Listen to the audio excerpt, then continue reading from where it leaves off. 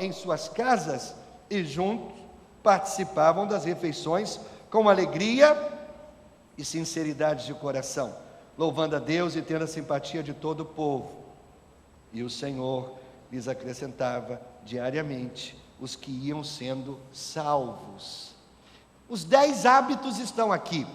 Nós vamos sacá-los semana após semana, e na semana passada nós sacamos o primeiro hábito, que é baseado no versículo 42, diz que os primeiros cristãos se dedicavam, ou perseveravam, eles se dedicavam ao ensino dos apóstolos. O que os apóstolos ensinavam?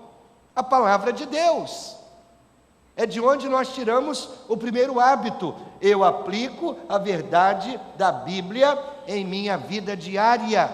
Isso é um bom hábito, você deveria praticá-lo todos os dias, colocar a verdade da Bíblia, a palavra de Deus no seu coração todos os dias. E nós vimos semana passada para que a Bíblia serve, o que a Bíblia faz conosco. A resposta a essa pergunta é dupla. Primeiro, para que serve a Bíblia? A Bíblia serve para aperfeiçoar o caráter do homem. Veja, Deus não está muito preocupado com o seu conforto. Deus não está muito preocupado se você é gerente ou você é funcionário, se você é empresário ou se você é colaborador. Deus não está muito interessado nisso. O interesse de Deus não é no seu conforto. Deus também não está interessado se você anda de ônibus ou de carro. Não é essa a perspectiva de Deus.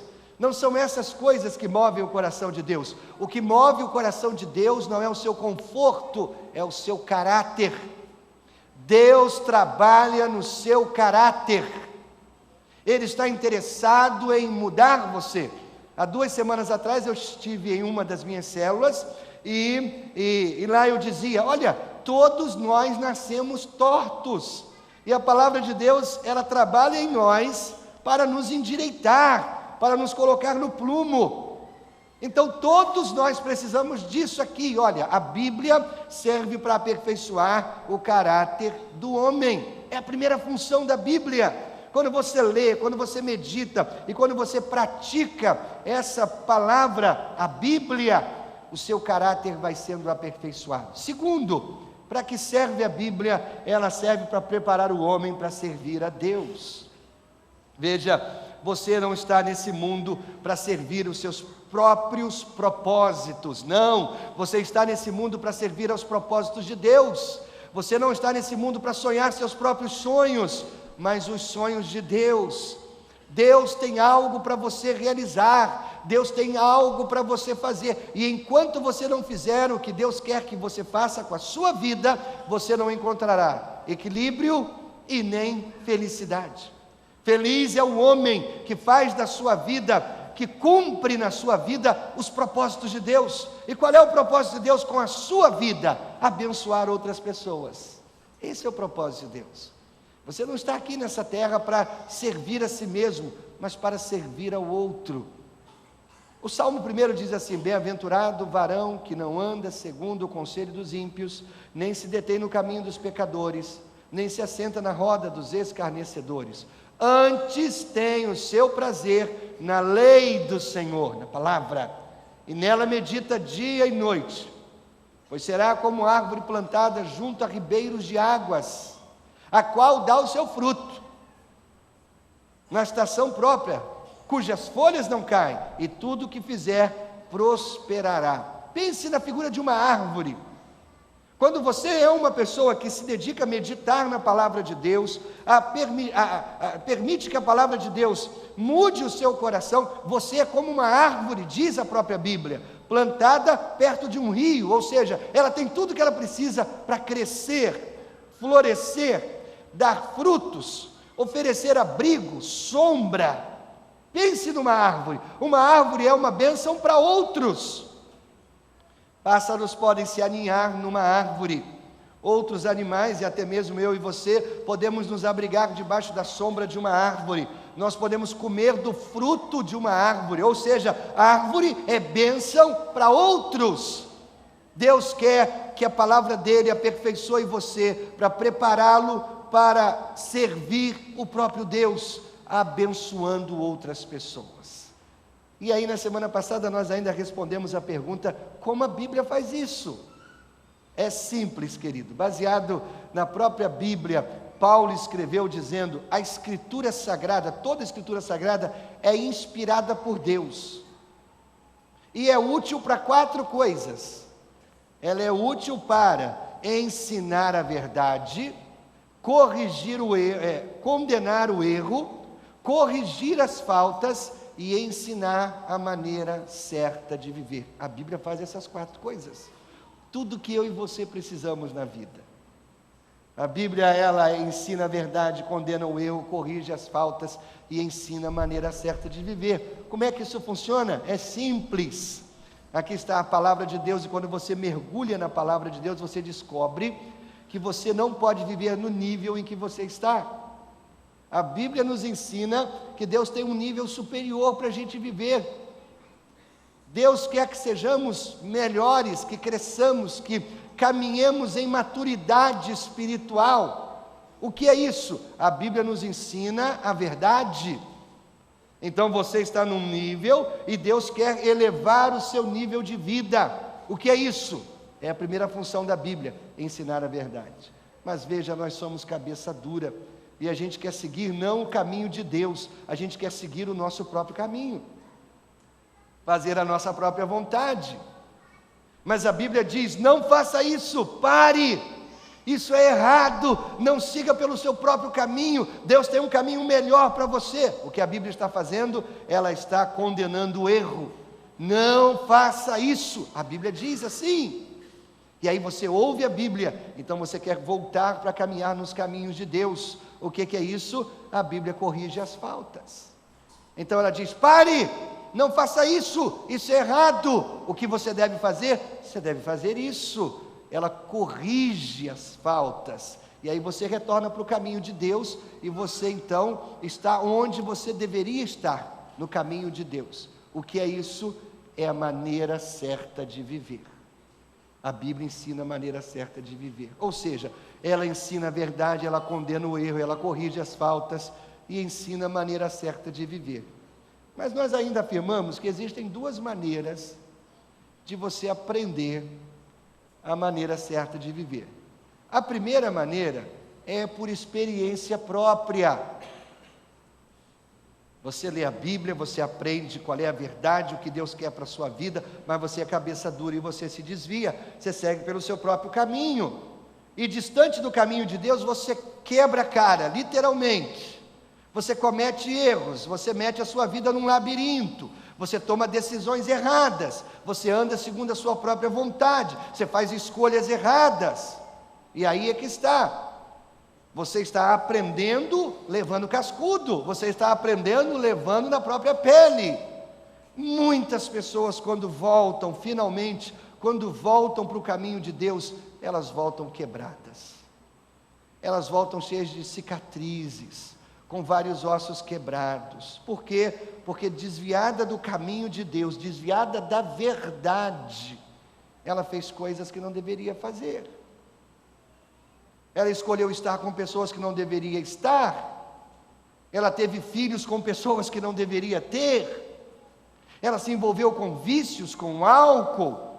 Ela meteu a vida num labirinto que quando ela volta, ela está com a vida muito quebrada.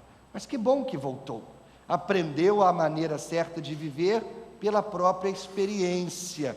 Mas queridos, existe uma maneira melhor de aprender a maneira certa de viver, e não é pela própria experiência, é pela observação da experiência de outros.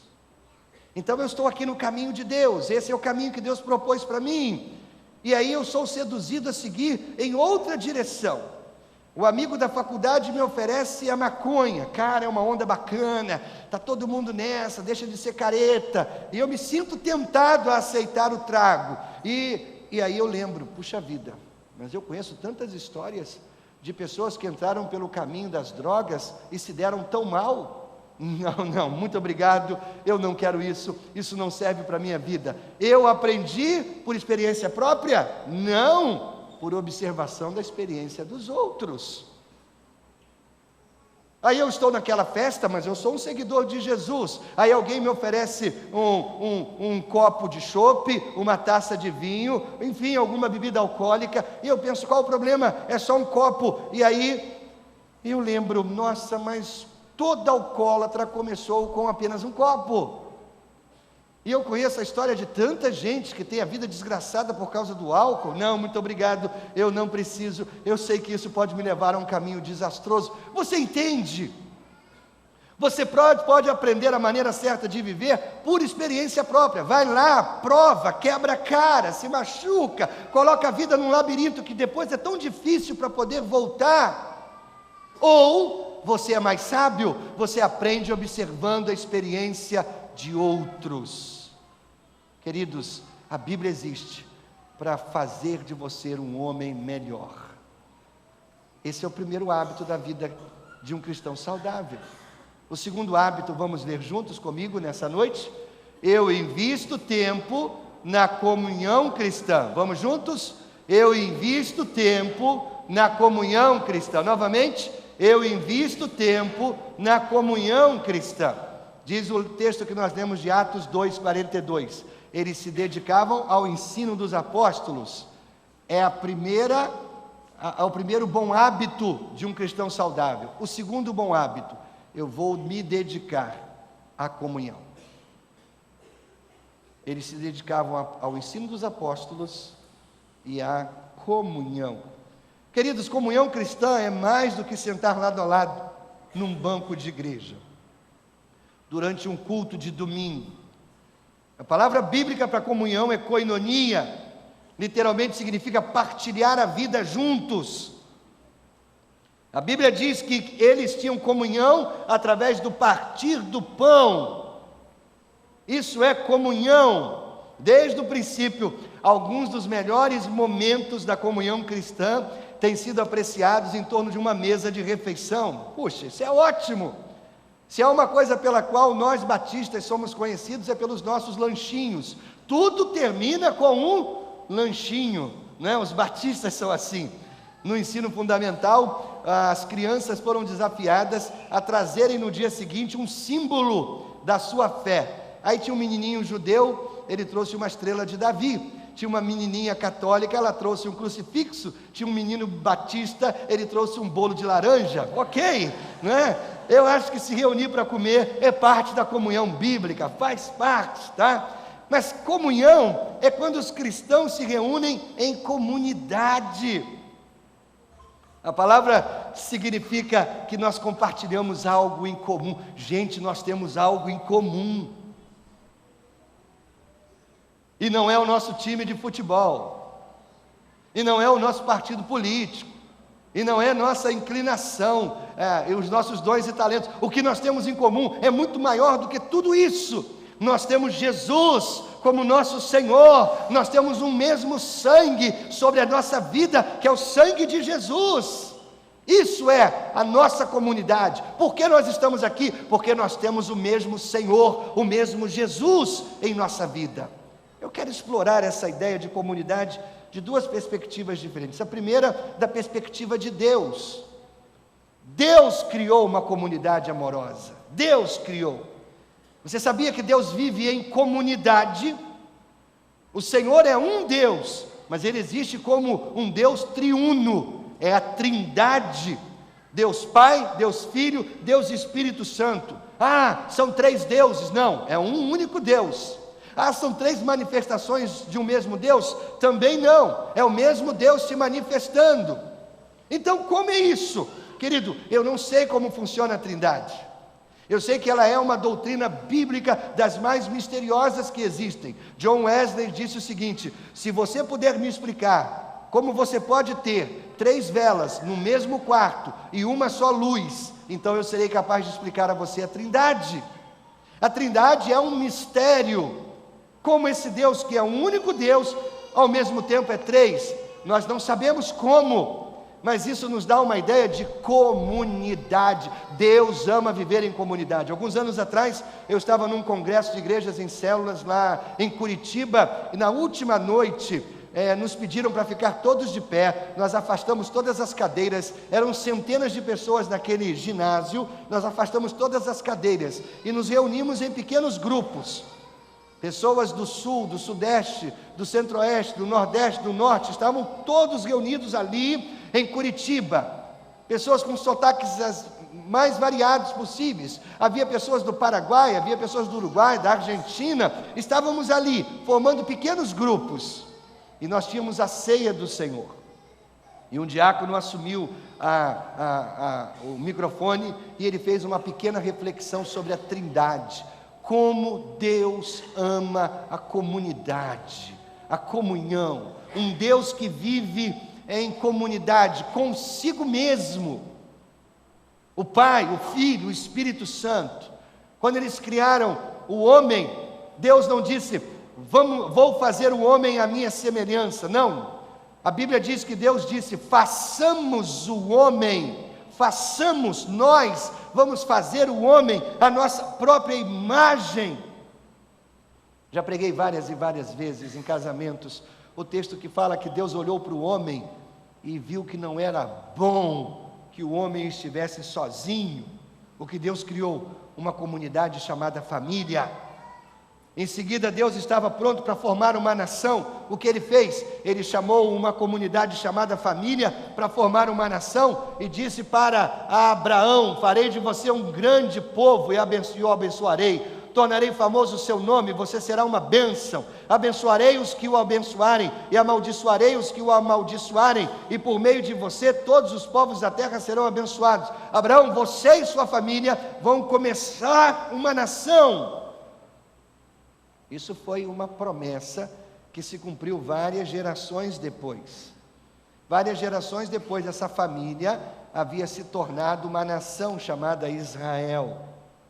Deus ama a comunidade. Quando Jesus começou o seu ministério aqui na terra, Ele não começou uma carreira solo, não. Ele reuniu 12 homens, 12 discípulos, Ele formou uma comunidade. Quando Ele foi embora para o céu, Ele deixou essa comunidade tão vincada, tão unida, tão linkada, que essa comunidade continuou vivendo dentro da igreja, perpetuando a comunidade dentro da igreja. E é isso que nós somos hoje. Nós somos uma comunidade de fé, que descende de Jesus, que faz parte da Trindade, que está no coração de Deus. Deus criou a comunidade, Deus criou a comunhão. E você faz bem quando você se une a outros cristãos. Faz bem a si mesmo. Mas que bem é esse? Que benefício eu tenho quando eu me uno com outros cristãos? Aqui está. Nós crescemos mais fortes quando nós vivemos em comunidade com outros crentes. A lição aqui é que você não pode realmente existir como um cristão solitário. Isso não existe. Você deve viver a sua fé em comunidade, com outros cristãos. É triste, mas é uma realidade dos nossos dias, em que muitas pessoas que se autodenominam cristãs estão abandonando suas igrejas, estão dizendo: eu não preciso de igreja, eu posso viver a minha fé distante de igreja. Isso não é verdade.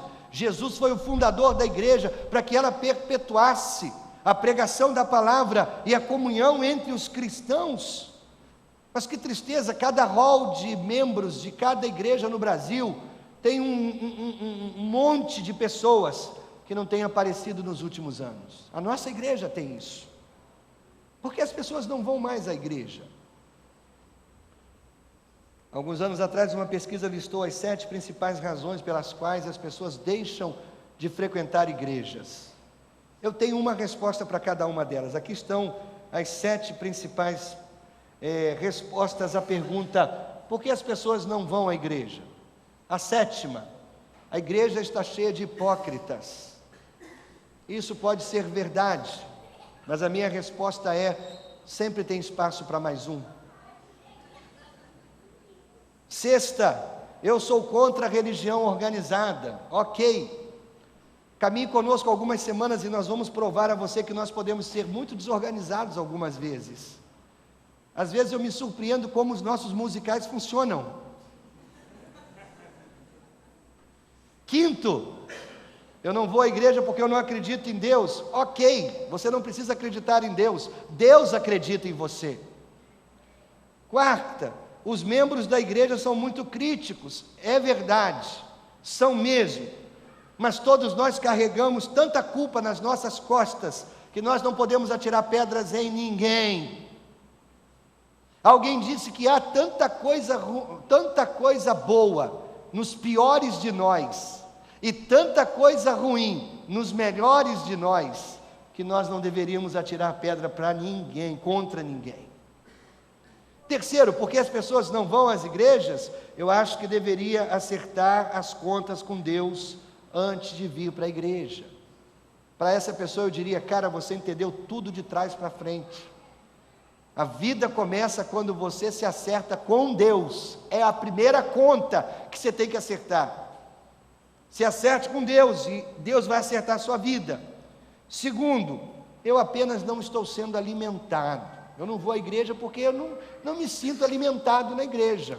Meu querido, nós não somos o Fluminense, nem o fogão a lenha. Nós não estamos aqui para alimentar você. A igreja existe para equipar você, para você alimentar outras pessoas. Mas desde a época de Jesus tinha gente que já fazia isso, já dizia isso. Tem uma multidão seguindo Jesus, vêm os discípulos e dizem para Jesus assim: Jesus, manda essa multidão embora, está ficando tarde, não tem comida para essa turma toda, manda eles para as aldeias, para as cidades, para que eles encontrem comida para eles. Jesus olhou para eles e: o quê?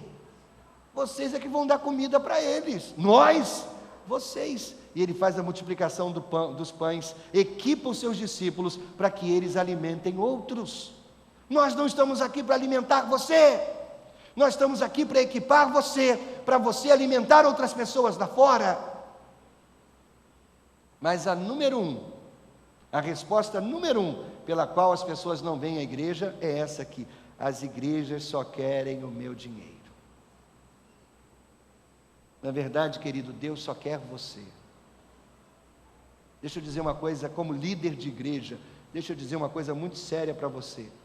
Deus e a igreja podem seguir em frente muito bem sem o seu dinheiro. Mas você não consegue dar um passo para a maturidade sem um relacionamento com Deus. Existem maus hábitos e existem bons hábitos. E a Bíblia diz que se reunir com crentes, outros cristãos, é um bom hábito. O escritor aos Hebreus coloca dessa maneira, olha só, a Bíblia é linda. Ele diz que a gente deve se considerar um ao outro, não é? E consideremos-nos uns aos outros. E a gente tem que se considerar tanto que a gente é capaz de incentivar uns aos outros ao amor e às boas obras.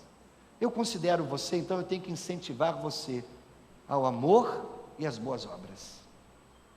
Como é que eu faço isso? Aí o escritor diz assim: não deixemos de reunir-nos como igreja, porque é lá que a gente vai estimular um ao outro, às boas obras, ao amor. Não abandonem suas igrejas, segundo o costume de alguns. Então já naquela época alguns abandonavam as igrejas, mas encorajemo-nos uns aos outros ainda mais quando vocês veem que se aproxima o dia. Que dia é esse? O dia da dificuldade, o dia da luta. É agora que a gente precisa cada vez mais estar unidos, se encorajar um ao outro. Mas mesmo naquele tempo, pessoas já abandonavam a comunhão, já deixavam a igreja, já desenvolviam o mau hábito de não se reunir com outros crentes. Gente, eu sou grato a Deus, porque Ele nos deu esse ministério que transmite o culto pela internet, para aquelas pessoas que estão fisicamente incapazes de vir à igreja. Em quem nós pensamos? Nós pensamos nos idosos que já não saem de casa sozinhos à noite. Nós pensamos naqueles que estão acamados por uma enfermidade e não podem se deslocar à igreja. Nós pensamos naqueles membros que estão trabalhando nos seus turnos, nas suas escalas e não podem estar aqui. Pensamos naqueles que trabalham na estrada, viajando e estão em outras cidades eventualmente, que podem acompanhar os cultos pela internet. Pensamos em pessoas de outros países. Nós temos acessos à nossa página e aos nossos cultos. O Google nos dá isso, esse relatório, de pessoas que acessam do Iraque, do Afeganistão, dos Estados Unidos, pessoas que estão ligadas conosco, assistindo os nossos cultos pela internet. Sou grato a Deus porque a gente pode ter essa conexão com essas pessoas, mas veja bem, se você está saudável, se você mora em Itaperuna, e se você pode vir à igreja, venha! Venha para encorajar outros, venha para ser encorajado, não fique em casa assistindo pela internet. Assistir o culto pela internet, ouvir uma mensagem pelo rádio, nunca vai substituir a bênção que é estar olho no olho, que é receber um abraço, ou mesmo um olhar de crítica. Muitas vezes o que você precisa não é só um abraço, mas é um olhar de crítica, é alguém que te olha atravessado. E como é que você reage? É aí que a maturidade vem, é aí que você cresce, quando você enfrenta a oposição, quando você enfrenta pessoas desagradáveis, quando você olha nos olhos dele e você percebe assim: esse cara está curtindo comigo, só porque ele é vascaíno e ganhou esse títulozinho besta. Como você reage? Você entende? É aqui que você cresce, é quando o ferro afia o ferro, não é no conforto da sua casa, escondido atrás de um monitor, mas é permitindo que até os desagradáveis se aproximem de você e ajudem você a crescer. Nas ilhas das Filipinas está acontecendo exatamente agora um avivamento espiritual, milhares de pessoas estão se convertendo a Jesus, mas as Filipinas têm uma média de 20 furacões e tufões por ano, isso inunda cidades inteiras, mas isso não os impede de adorar a Deus. Essas pessoas gostam de se reunir para comunhão e para adoração. Recentemente foi divulgada uma foto de um culto numa igreja inundada. Olha só essa foto. Elas têm água na metade da canela, mas elas estão onde, irmãos? Num culto, numa igreja. Sabe por quê? Porque essa turma descobriu a beleza, o significado, a força de ser encorajado um pelo outro. Vamos à igreja, mas tem água lá, e daí? Tem os nossos irmãos, tem a nossa comunidade, vamos! Infelizmente aqui no Brasil, Itaperuna é um pouquinho diferente, não é? Basta ouvir na terça-feira a previsão do tempo para o final de semana, vai cair algumas gotas no Carulas, aí o cara já diz assim: opa, essa semana, esse final de semana não preciso ir à igreja. Querido, a comunhão cristã é um hábito importante, se você quer ser um cristão saudável. Você pode ter comunhão cristã fora da igreja? Dificilmente. Mas isso vai desviar você da igreja. Jesus está voltando, os dias são maus. A Bíblia diz que nós devemos estar ainda mais comprometidos com a adoração coletiva e o encorajamento um ao outro. É na igreja, são nos grupos pequenos da igreja que você encontra isso, são nas células que você encontra isso. Meu Deus, a segunda igreja caminha em célula desde 2002. Como é que você consegue ainda estar fora de uma célula? Eu não entendo isso. Não, eu entendo. Na verdade, o diabo não quer que você faça nada que coopere com o seu crescimento espiritual. Nada. Então, é difícil ler a Bíblia? É difícil, porque isso vai fazer você crescer. É difícil viver em comunhão com outros cristãos? É difícil, mas isso faz você crescer. Então tudo que faz você crescer, você encontra uma oposição enorme para você realizar isso. Vem para os cultos, vem fazer parte de uma célula. Quando você avalia o seu nível de comprometimento com a comunhão com outros crentes, que nota você se daria? Que nota você se daria? Nós estamos estudando os 10 hábitos de um cristão saudável.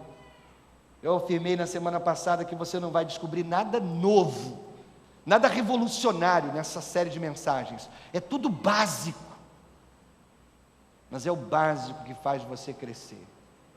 É o básico que faz você crescer. Na semana passada nós descobrimos o primeiro hábito, eu aplico a verdade da Bíblia em minha vida diária. Você está comprometido com a Bíblia. Segundo hábito, eu invisto tempo na comunhão cristã. Você está comprometido com outros crentes? Você está sendo fiel à sua comunidade cristã? Curve a sua cabeça, feche os seus olhos.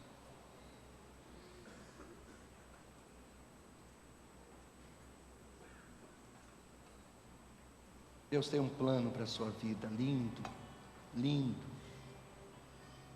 Esse plano passa pela igreja.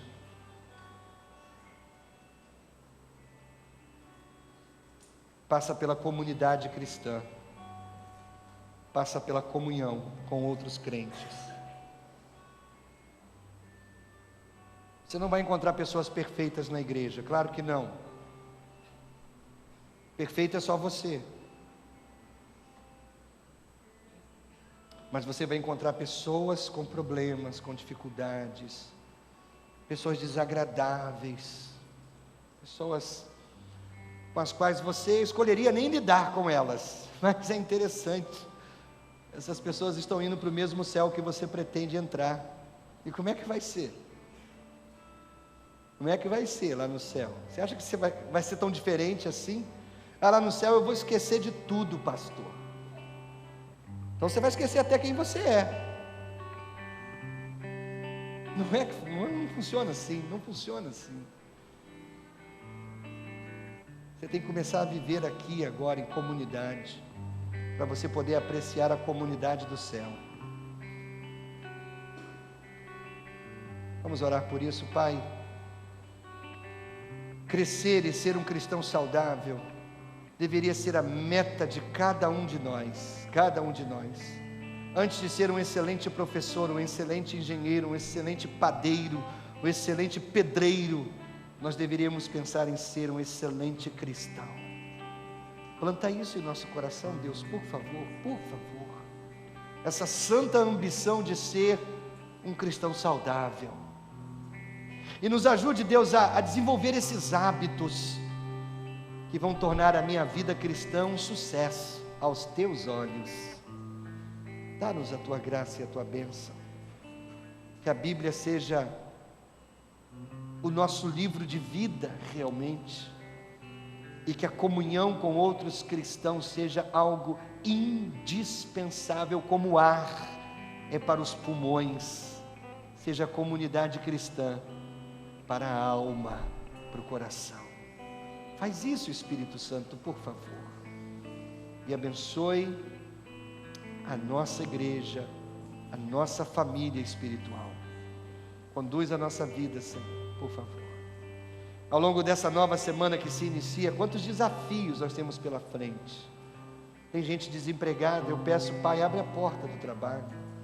Tem gente enferma, como a Ângela, Pai, precisando tanto de uma internação, de um tratamento. Pai, em nome de Jesus, aquilo que os homens disseram é impossível, o Senhor pode, com uma palavra, abrir as portas fechadas. Outros irmãos que passam por dificuldades financeiras, emocionais, abalos emocionais, Pai, em nome de Jesus, irmãos que esperam causas na justiça há tantos anos, gente que está com a fé abalada. Senhor, essa semana seja a semana da bênção, Senhor, da conquista, das vitórias, Senhor, por favor. Nós cremos que o Senhor pode fazer. aquilo que os homens dizem ser impossível. Dá a tua bênção, meu Pai. Leva-nos em paz aos nossos lares, amparados, protegidos e guardados por Ti. Que o amor de Deus o Pai, a graça bendita do Filho Jesus e as consolações do Espírito Santo sejam com todos reunidos aqui, desde agora e para todos sempre. Amém, Jesus, amém. Deus abençoe você, boa semana, até domingo que vem, 8h30 da manhã, juntos na comunidade cristã. Deus os abençoe.